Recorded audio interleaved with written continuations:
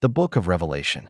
It's the final book of the Bible, a text filled with dragons, beasts, plagues, and cosmic battles that has fascinated and terrified readers for nearly 2,000 years. But here's what most people miss. Revelation isn't meant to be taken literally. It's a masterpiece of symbolism, written in a coded language that first-century Christians would have understood instantly, but that modern readers often misinterpret.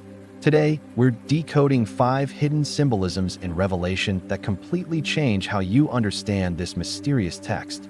These aren't fringe theories. They're insights from biblical scholars and historians that reveal what the author, John of Patmos, was really trying to say. Let's dive in. Number 5. The infamous number 666, the mark of the beast. For centuries, people have tried to identify 666 with specific individuals.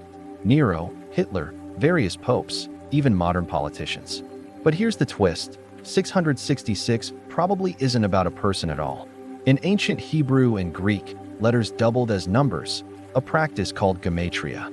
When you write Nero Caesar in Hebrew letters, the numerical values add up to exactly 666. But it gets better. Some ancient manuscripts of Revelation use 616 instead of 666. And guess what? Nero Caesar in Latin numerals equals 616. So was John just calling out Nero? Not quite. Nero was already dead when Revelation was written. Instead, John was using Nero as a symbol, representing the Roman imperial system itself. The beast wasn't one emperor.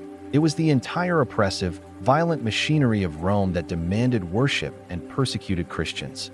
666 represented systemic evil, not a single boogeyman. The hidden message? Don't get obsessed finding the Antichrist in every generation. John was warning about corrupt power structures that demand absolute loyalty and crush dissent. Number 4. 2 mysterious women appear in Revelation. One clothed with the sun in chapter 12, and one called the Whore of Babylon in chapter 17. They're not random characters. They're opposing symbols. The woman clothed with the sun, standing on the moon with a crown of 12 stars, represents God's faithful people, Israel and the church. She's pure, protected, and persecuted, but ultimately victorious. The 12 stars? The 12 tribes of Israel and the 12 apostles. She gives birth to the Messiah and flees into the wilderness, echoing Israel's exodus from Egypt. Meanwhile, the Whore of Babylon. She's dressed in scarlet and purple, dripping with gold and jewels, drunk on the blood of martyrs. She represents the seductive, corrupting power of empire, specifically Rome. Babylon wasn't just a random name. It was Jewish code for Rome, the empire that, like ancient Babylon, destroyed the Jerusalem temple and oppressed God's people. The hidden symbolism? John is drawing a stark contrast. You can align yourself with God's suffering but faithful people, or you can sell out to the glittering, violent empire. There's no middle ground. And spoiler alert, Babylon falls spectacularly. Number 3. Most people read Revelation's judgments, 7 seals, 7 trumpets, 7 bowls, as a linear timeline of future events. First this happens, then that, then the other. But here's what scholars have discovered. They're probably not sequential at all. They're recapitulative. Recapitulative means John is describing the same period of tribulation from 3 different perspectives, with increasing intensity. Think of it like watching the same battle from 3 different camera angles. Each gives you new details, but they're all showing the same event. Why would John do this? Because it's a pattern from Jewish apocalyptic literature.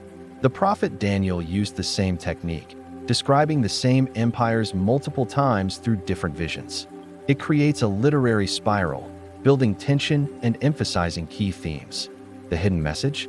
Revelation isn't a step-by-step roadmap of the future. It's a kaleidoscope view of the cosmic struggle between good and evil, showing the same truths from different angles. Stop trying to chart it on a timeline and start absorbing the deeper message. God is in control, evil will be judged, and the faithful will be vindicated. Number 2. In chapter 9, John describes terrifying locusts emerging from the bottomless pit. Creatures with faces like humans, hair like women, teeth like lions, wearing crowns of gold and breastplates of iron, with scorpion tails that torment people for 5 months. Sounds like a nightmare from a sci-fi horror movie, right? But here's the hidden symbolism. John is describing a military invasion using imagery his audience would immediately recognize. Those locusts, they're likely the Parthian cavalry, Rome's dreaded enemy from the east. Let's decode it. Faces like humans, hair like women. Parthian soldiers were known for their long hair. Crowns of gold, their distinctive helmets. Breastplates of iron, their armor. Sound of their wings like chariots, the thundering of cavalry charges. Scorpion tails, Parthian archers who would shoot arrows while retreating, a sting from behind. The 5 months of torment, that's the typical length of an ancient military campaign season.